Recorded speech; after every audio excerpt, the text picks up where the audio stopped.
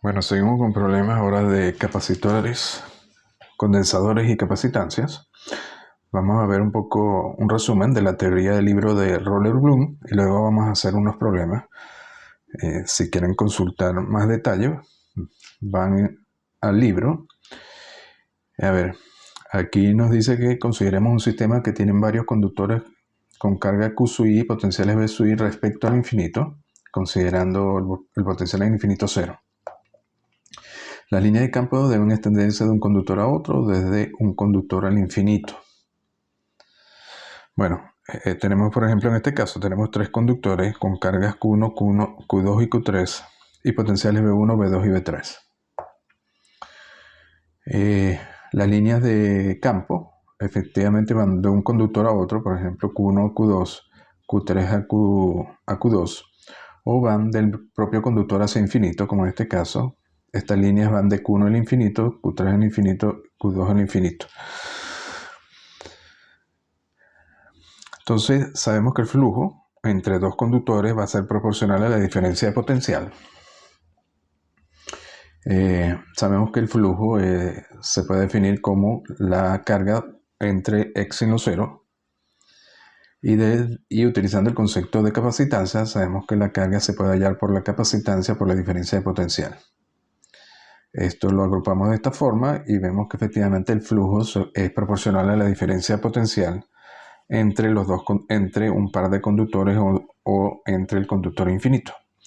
Y luego está un factor de proporcionalidad, una constante, en este caso su IJ, donde IJ va de 1 a n y distinto de J.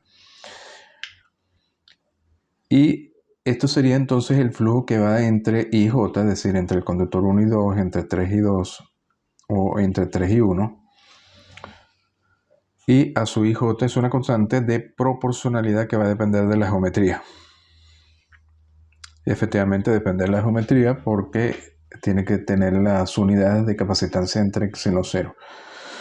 Y la capacitancia solo depende de la geometría. Entonces, pero esto sería el flujo para I distinto de J. ¿Qué pasa si hacemos I igual a J? Por ejemplo, el flujo II o el flujo II sería, en este caso, ese flujo se define como un factor, en este caso a su II por el potencial de ese conductor. Y sería el flujo que va entonces desde el conductor infinito.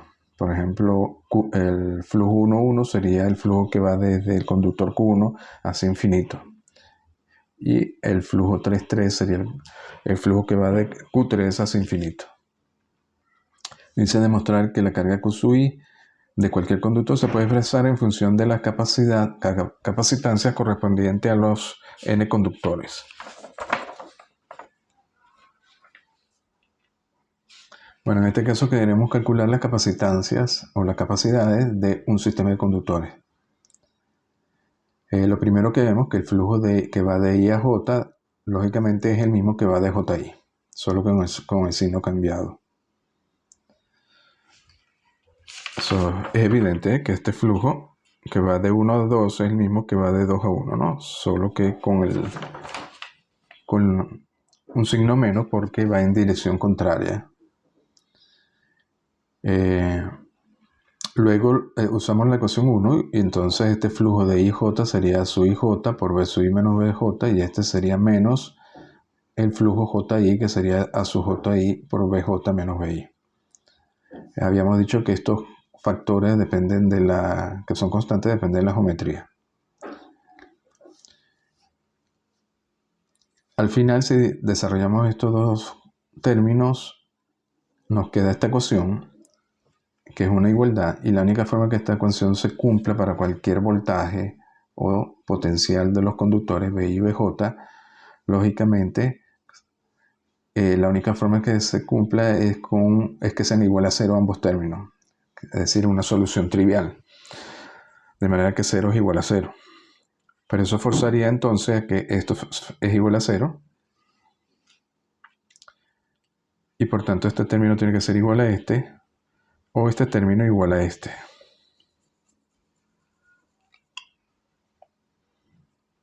Eso hace entonces que los factores a su I, J tienen que ser igual a los factores a su J, I y deben ser mayores que 0.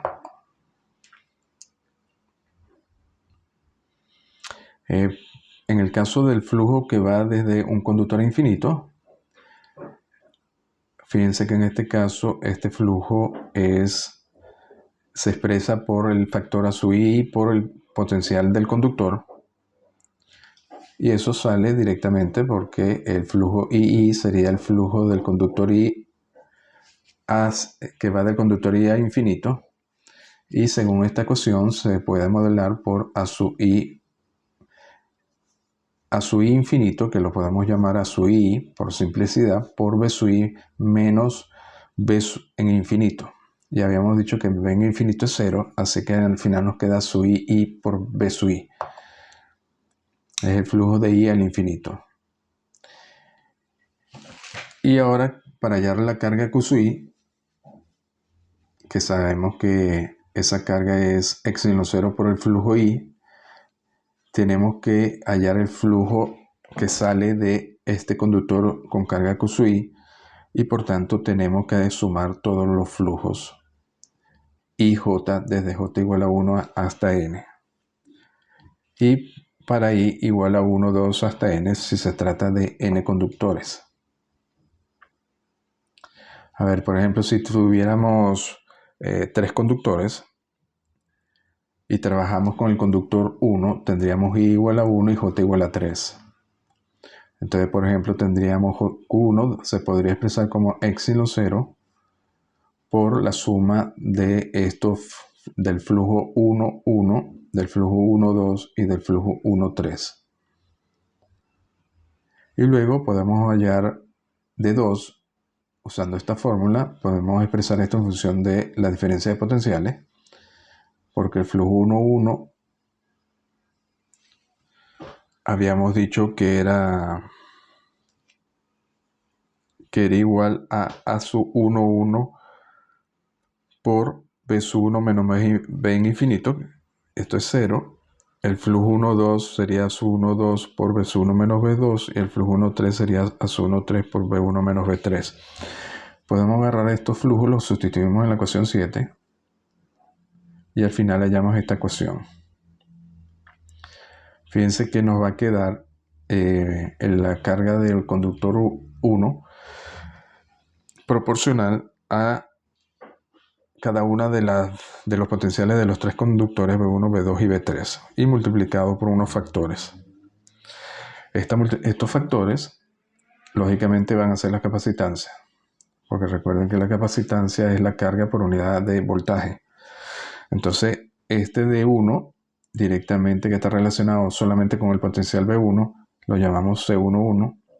El que está relacionado con B2, C12, entre 1 y 2 sería el acoplamiento entre 1 y 2 o el flujo que hay entre 1 y 2. Y el de 3 sería B3 por C13. Entonces C11 sería este factor, epsilon 0 multiplicado por esto, C12 y C13. Aquí esta capacitancia negativa realmente es lo que indican que hay cargas negativas, ¿no? Entonces, bueno, las capacitancias cuando son iguales, los dos subíndices, por ejemplo 1, 1 o II, la vamos a llamar autocapacitancias o capacitancias respecto al del infinito, es decir, entre el conductor y el infinito. Y cuando se tratan con su índice distinto IJ, sería la capacitancia mutua entre el conductor I y los demás conductores. Así que esta ecuación, la ecuación anterior 9, la podemos generalizar para el caso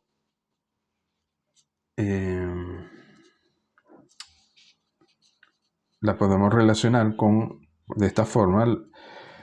Tendríamos, relacionándola con la ecuación 9, sería uno de los voltajes por la capacitancia entre el voltaje I y el voltaje J, o el potencial, como en este caso el potencial del conductor J por la capacitancia entre el conductor I y J.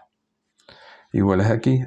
Luego tendríamos la capacitancia entre el conductor I y el J, en este caso 1, 2, por el voltaje 2. Esto se puede resumir al final por una sumatoria, ¿no? En este caso, I varía entre 1, 2 a N, que sería para N conductores, y J también varía entre 1 y N. Y estas capacitancias habíamos visto que al final se podían expresar, varían si el término, si los subíndices son iguales o si son distintos. Si son distintos, simplemente tenemos menos epsilon 0 por el respectivo factor, en este caso a su IJ, y si son iguales, como en este caso C1, 1, I igual a J, sería epsilon 0 por la sumatoria de cada una de las combinaciones entre 1 y los demás conductores, entre 1, 1, 1, 2 y 1, 3, si son 3 conductores. A ver, aquí en el siguiente problema nos dice, aplique la fórmula de la capacidad que hemos visto anteriormente entre varios conductores a un condensador de placas paralelas con armaduras de área A y separación D. Bueno, la idea es aplicar lo que vimos anteriormente. Lo primero que vemos que en un condensador solo hay dos conductores, 1 y 2, ¿no? Uno es positivo y el otro es la placa negativa. En un capacitor o un condensador ideal se supone que todo el flujo que sale de una placa termina en la otra. Es decir, no hay flujo marginal o de fuga. Todo el flujo de la placa positiva va a la negativa. El flujo, habíamos visto que se podía relacionar, en este caso, es simplemente como el campo eléctrico se considera constante, E es el campo eléctrico por el área de la superficie que lo atraviesa, que sería el área de las placas, directamente A, E por A. Luego, como todo el flujo que sale de una placa y termina en la otra, no hay flujo que vaya de una de las placas hacia infinito, no hay un flujo de fuga, y por tanto a 1, 1 y a 2, 2 van a ser 0. Y solo vamos a tener a 1, 2 que va a ser igual a 2, 1. Estos términos habíamos visto que se expresaban como el flujo por la diferencia de potencial B, pero resulta que el flujo lo podemos, de esta ecuación 1 lo podemos expresar como E por A. Aquí lo que hacemos entonces, y luego el campo eléctrico como es constante, se puede ya reemplazar por la diferencia de potencial entre la distancia que separa las placas D. Estas serían placas de área A y esto sería separado D. Y al final nos queda entonces que estos factores tienen la forma A entre D. Área entre esta distancia D. Entonces efectivamente estos factores solo dependen de la geometría, de consideraciones de la propia geometría de la configuración, del área y de una distancia D. Luego aplicamos esta fórmula. Nos dicen que Q sub I se puede expresar de esta forma. En este caso tenemos dos conductores, así que I va a variar entre 1 y 2 y J varía entre 1 y 2. Así que tenemos un Q1, un Q2, que sería la carga de la placa de arriba y de la placa de abajo, positiva y negativa. Y aplicando esta fórmula tendríamos C11, C12 por los voltajes V1, V2. Y esta sería 2,1 y 2,2 por los voltajes V1, V2.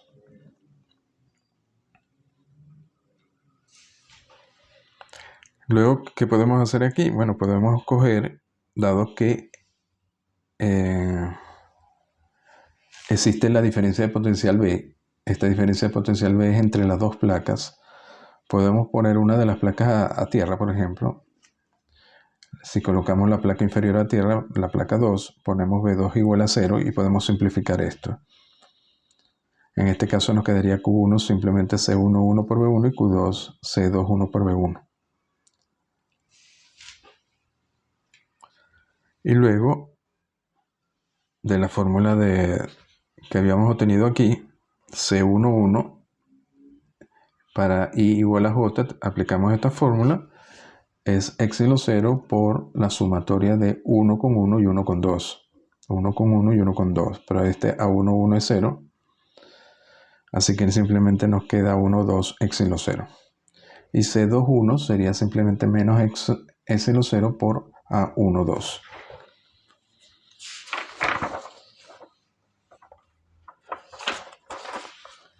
Pero esto ya lo habíamos hallado acá. Ya tenemos A1, 2, que es A entre D. Así que C11 va directamente, lo colocamos en la fórmula anterior, entonces nos queda entre D por epsilon 0 y C21 menos A entre D por epsilon 0. De nuevo, el signo menos indica que la placa 2 tiene carga negativa. Entonces, si tomamos aquí el valor absoluto, el valor positivo de esta capacitancia nos da la capacitancia esperada, que es epsilon 0 por el área entre la distancia, para un condensador de placas paralelas. Y bueno, y también otra forma de hallar esta capacitancia es si podemos saber las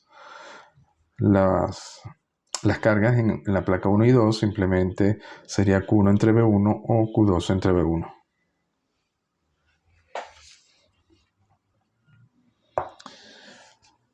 Esto también es una aplicación del resultado anterior, en este caso para capacitancias parásitas o espurias.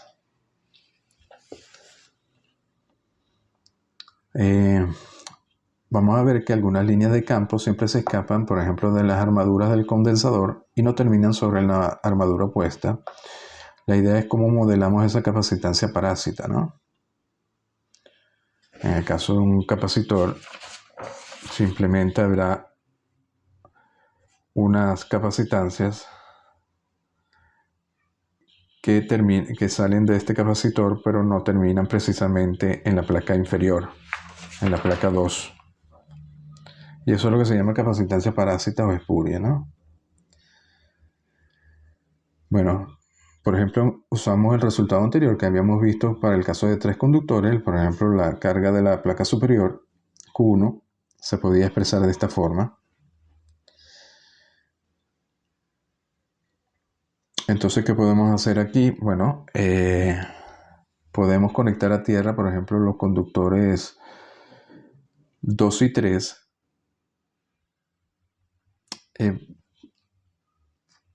Por ejemplo, el conductor 3 y el conductor 2 lo conectamos a tierra. Y podemos ver entonces cómo relacionamos la carga 1 en función del potencial de B1. Porque si hacemos los conductores 2 y 3 y los ponemos a tierra, simplemente nos queda epsilon 0 a 1 por B1 más epsilon 0 por estos dos factores por B1. Nos queda solo dependiente de B1. Esto sería, fíjense que epsilon 0 a 1 por B1 sería directamente entre el conductor 1 e infinito, porque aparece a 1. Es como si el conductor estuviera aislado y no estuviera rodeado de estos dos conductores. Luego el segundo término de 2, que aparece aquí, se debe al acoplamiento, a la influencia, a la influencia espuria o el acoplamiento espurio entre el conductor 1 y los dos conductores 2 y 3, es decir, entre 1 y 2 y entre 1 y 3. En este caso lo que estamos modelando es que algunas de las líneas de flujos salen del conductor 1, pero terminan en el conductor 2 o terminan en el conductor 3. Entonces esta capacitancia, porque fíjense que este término es como si estuviera aislado, así que esta capacitancia es el término parásito que queremos hallar. Lo llamamos C' y va a ser simplemente epsilon 0 por estos dos factores, ¿no? Así que Q1 lo podríamos expresar como este término, que es simplemente C11 por B1, más este otro término que es C' por B1. Sacando factor común aquí B1, y despejamos para C11 más C' y nos da que es igual a Q1 entre B1. Es decir, que todo el flujo que sale de este conductor, debido a esta carga Q1, termina en una parte en el infinito y otra parte termina en los demás elementos de la configuración de conductores que tenemos. ¿Qué nos dice esto? Bueno, que la suma de estas dos capacitancias nos permiten modelar entonces la capacitancia del conductor 1. Como están sumados, sabemos que la capacitancia cuando se suman es porque se pueden modelar como si estuvieran en paralelo.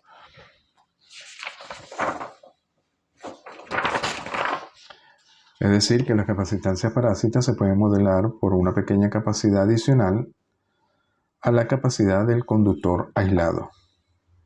No importa con quién esté interactuando o con quién se está acoplando el conductor 1, siempre se puede modelar con una capacitancia en paralela. Bueno, aquí seguimos con otra aplicación de la teoría que vimos anteriormente. Fíjense que en este caso nos dicen que el potencial de un conductor sin carga se altera cuando se le acerca a otro conductor cargado. Lógicamente, si está cargado, esa carga va a afectar al conductor original y su potencial va a cambiar, puede aumentar o disminuir. Porque cualquier carga testigo que se esté moviendo hacia el cuerpo, al conductor sin carga original, deberá atravesar el campo del conductor cargado y por tanto el trabajo necesario cambia y al cambiar el trabajo cambia el potencial. Entonces, ¿qué nos dicen aquí? Supongamos que un conductor sin carga, Q1 es igual a 0, tiene un potencial V1 igual a B cuando está en presencia de un conductor cargado con una carga Q2 igual a Q. Lógicamente, si la carga es 0 y el otro conductor no tiene carga, entonces no puede tener potencial. Pero si aparece otro conductor con carga, cargado, con carga Q2 igual a Q, el conductor Q1 pasa a tener un potencial que en este caso lo llamamos B. Luego se retira la carga Q del conductor 2 y se le deposita en el cuerpo 1, es decir, el conduc'tor 2 ahora queda descargado y el cuerpo 1 queda cargado. Y nos dicen, demuestra que el cuerpo 2 tiene ahora el mismo potencial, B2', su potencial ahora es igual que el que tenía originalmente el cuerpo 1. Y la idea es usar las ecuaciones que vimos anteriormente. Por ejemplo, de las ecuaciones de los tres conductores habíamos obtenido Q1, Q2 y Q3. Entonces, ¿qué podemos hacer en este caso? B3 lo podemos poner a tierra, por ejemplo, ponemos B3 igual a 0. Y así eliminamos estos factores, estos términos. Y luego usamos los datos que nos dan en el enunciado. Nos dicen que B1 es B. Nos dicen que Q1 es 0, está descargado. Y nos dicen que Q2 es Q. Lo colocamos aquí. Y estas dos ecuaciones, Q1 para Q1 y Q2, fíjense que ya son suficientes para hallar una solución, porque lo que queremos hallar en este caso es relacionar este potencial B con la carga Q, porque al fin y al cabo este potencial B lo está generando la carga Q, debido al acoplamiento entre el conductor 1 y el conductor 2, el acoplamiento electrostático. Entonces, como estas dos ecuaciones ya son suficientes, de hecho aquí hacen el álgebra y pueden despejar B en función de Q. Y como era de esperar, va a depender de las capacitancias, no solo entre 1 y 2, sino entre 1 y 1, es decir, entre 1 y el infinito, y de la carga Q, y es proporcional a la carga Q. Si Q es 0, el potencial por supuesto sería 0. Entonces ahora vemos la segunda parte, nos dicen que movemos la carga del cuerpo 2 al cuerpo 1. Ahora, el cuerpo 1 va a quedar cargado, lo llamamos Q1' a Q, y el cuerpo 2 queda descargado a 0. Y estos serían entonces los nuevos potenciales B1', B2'. Fíjense que esta capacitancia C11 y C12, C22, la hemos dejado iguales, no cambian, porque esa capacitancia depende de la geometría y la geometría no ha cambiado. No depende de cómo se coloquen las cargas, ¿no? De nuevo vamos a despejar B2' en función de Q. Y con estas dos ecuaciones, esto igualado a Q y esto ya a 0 es suficiente y ya se puede despejar B2'.